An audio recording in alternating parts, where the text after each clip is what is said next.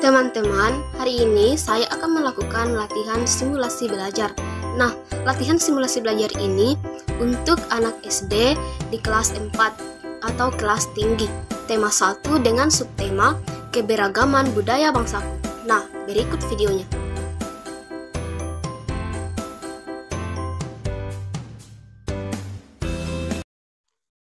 Ya, baiklah. Assalamualaikum warahmatullahi wabarakatuh. Waalaikumsalam warahmatullahi wabarakatuh. Ya, dan selamat pagi. Hari ini kita akan belajar tentang gagasan pokok dan gagasan pendukung. Jadi sebelum itu, saya minta dulu kepada Irawani Dia Yulia untuk memimpin kita berdoa. Saya persilahkan. Baik, terima kasih. Sebelum kita memulai pembelajaran kita hari ini, sebaiknya mari kita berdoa menurut keyakinan dan kepercayaan kita masing-masing. Berdoa dimulai.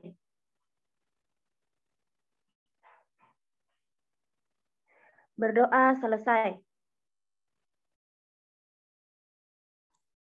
Ya, terima kasih. Jadi saya akan absen terlebih dahulu. Andi Nurul Halisa Ahmad. Hadir, Bu. Nur Aida. Hadir, Bu. Ya, hadir. Lalu Irawani Dea Yulia. Hadir, Bu. Ira Saputri. Hadir, Bu. Ya, Ainun Putri Mardia. Hadir, Bu. Ya, baiklah, karena semuanya hadir pada pembelajaran kita hari ini. Jadi, Ibu akan menjelaskan dulu tujuan pembelajaran kita. Jadi, adapun tujuan pembelajaran kita adalah mampu mengetahui pengertian dari gagasan pokok dan juga gagasan pendukung, serta mencari gagasan pokok maupun gagasan pendukung dari sebuah paragraf. Ya, jadi kita langsung saja masuk materi. Saya share screen dulu ya.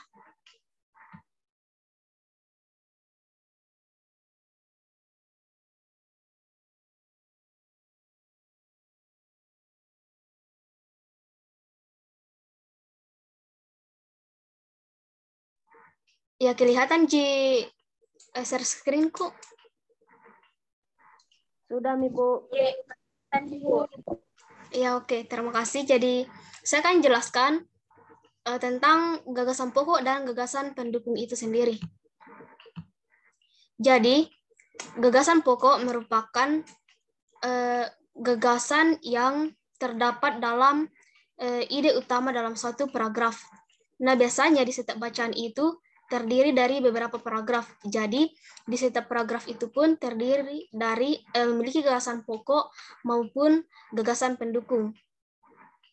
Nah, di suatu ide utama paragraf terdapat suatu gagasan pokok, dan biasanya gagasan pokok ini terdapat di kalimat pertama dalam suatu paragraf. Nah, adapun paragraf selanjutnya itu termasuk ke dalam gagasan pendukung. Namun dalam paragraf juga biasa gagasan pokok itu berada di tengah paragraf maupun di akhir paragraf. Ya, sampai di sini dimengerti, Ji? Atau ada yang mau bertanya? Mengerti, Bu. Ibu. Ya, terima kasih. Nah, selanjutnya saya akan menjelaskan langkah-langkah yang dapat dilakukan untuk menentukan gagasan pokok dalam setiap paragraf. Yang pertama itu, kita harus membaca bacaan atau paragraf dengan cermat. Kita mengamati, kita baca baik-baik, lalu kita pahami. Kemudian, cermatilah kalimat pertama hingga terakhir. Kan gagasan pokok ini biasa terdapat dalam awal paragraf, tengah paragraf, atau akhir paragraf. Jadi kita harus mencermatinya dengan baik-baik. Lalu beberapa pertanyaan bisa kita munculkan, yaitu apakah kalimat pertama merupakan gagasan pokok atau gagasan penjelas? Nah, kita lihat di paragrafnya. Kalau misalnya kalimat pertama itu mengandung gagasan pokok atau ide utama dari paragraf tersebut, nah berarti kalimat pertama dalam paragraf itu merupakan gagasan pokok. Lalu pertanyaan yang kedua, Apakah kalimat kedua yang merupakan gagasan pokok? Nah, bisa jadi kalimat kedua yang menjadi gagasan pokok, bukan kalimat pertama. Berarti jika kalimat kedua yang menjadi gagasan pokok, berarti kalimat pertama ini menjadi gagasan pendukung. Lalu yang ketiga, teruslah membaca kalimat demi kalimat hingga gagasan pokok paragraf ditemukan. Dan yang terakhir, ingat, gagasan pokok sebagai isi atau inti paragraf dapat terletak di awal, akhir, di seluruh paragraf. Ya, seperti yang saya jelaskan tadi bahwa gagasan pokok ini bisa terletak di awal, di akhir, atau di seluruh paragraf. Nah, sebelum saya masuk ke dalam contoh cara mencari gagasan pokok dan gagasan pendukung, saya persilahkan dulu jika ada yang mau bertanya. Kalau ada materi yang tidak dipahami. Ya, silahkan.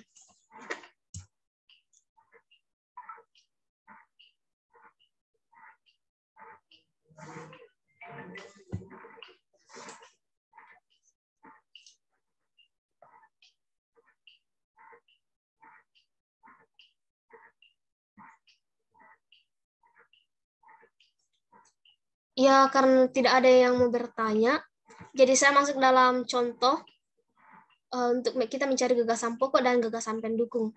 Nah, di sini terdapat sebuah paragraf. Bunyinya yaitu, tari kipas Pakarena merupakan kesenian tari yang berasal dari Goa, Sulawesi Selatan. Tarian ini sudah menjadi tradisi di kalangan masyarakat Goa yang merupakan bekas kerajaan Goa. Nah, adapun gagasan pokoknya itu terletak di awal paragraf, yang itu tari kipas Pakarena merupakan kesenian tari yang berasal dari Goa, Sulawesi Selatan. Nah, sisanya merupakan gagasan pendukung, yaitu tarian ini sudah menjadi tradisi di kalangan masyarakat Goa yang merupakan bekas kerajaan Goa. Nah, gagasan pokok ini merupakan inti dari paragraf tersebut, sedangkan gagasan pendukung adalah penjelasan dari gagasan pokok itu sendiri. Ya, selanjutnya kita bisa masuk ke contoh kedua. Nah, carilah gagasan pokok dari paragraf di bawah ini. Kira-kira siapa yang bisa menemukan gagasan pokok dari paragraf ini? Saya, Bu. Ya, silakan. Atas nama siapa?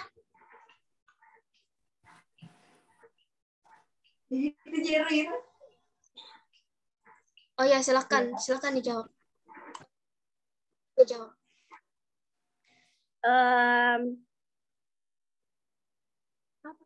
Gagasan pokok dari paragraf tersebut yaitu mulai dari kata makna sampai manusia, dan gagasan pendukungnya yaitu dari kata gerakan sampai dan setia.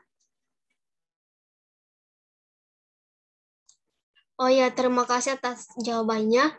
Jadi betul bahwa gagasan pokok itu terdapat dari kata makna sampai manusia, yaitu makna gerakan tarik kipas Pakarena seperti gerakan berputar searah jarum jam, melambangkan siklus hidup manusia. Dan gagasan pendukung merupakan merupakan kalimat kedua dari paragraf yang tadi.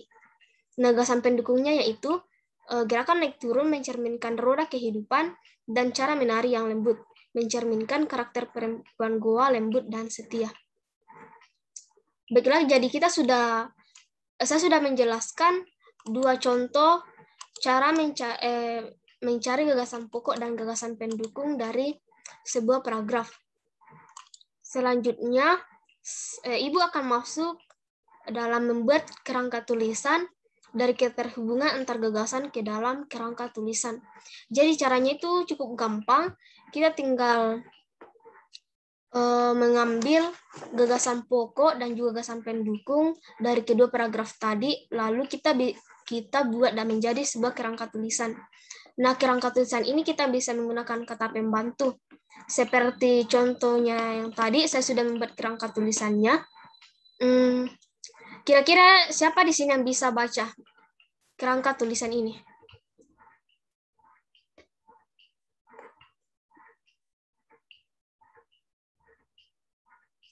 Ya, Saya, Bu. oh ya, silahkan Ainun. Ya, silahkan Ainun. Tari Kipas Pakarena merupakan kesenian tari yang berasal dari Goa, Sulawesi Selatan.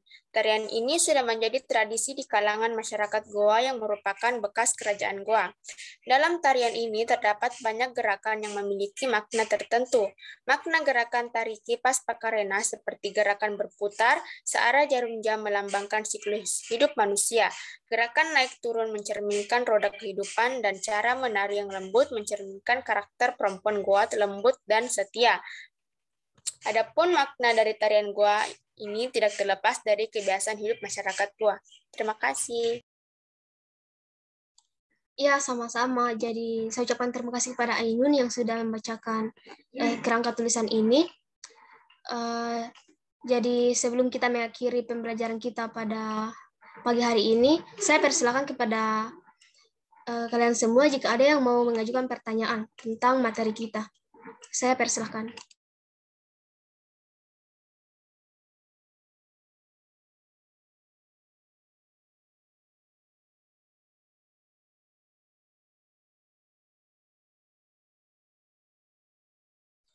Ya baiklah, karena tidak ada yang mau bertanya, jadi mungkin mengerti semua Medi tentang cara mencari gagasan pokok dan gagasan pendukung, lalu apa itu gagasan pokok dan juga apa itu gagasan pendukung. Mengerti, Bu.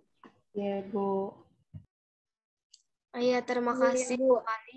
Baiklah, jadi pembelajaran kita cukup sampai di sini pada hari ini. Jadi sebelum kita berpisah-pisah, sebelum kita keluar dari room Zoom ini, saya mengucapkan banyak terima kasih atas perhatian anak-anak sekalian.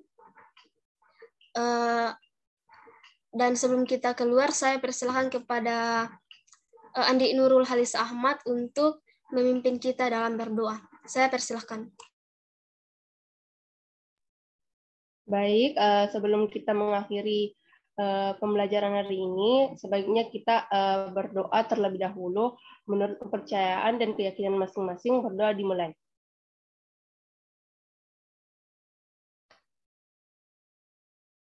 Berdoa selesai. Terima kasih, Bu.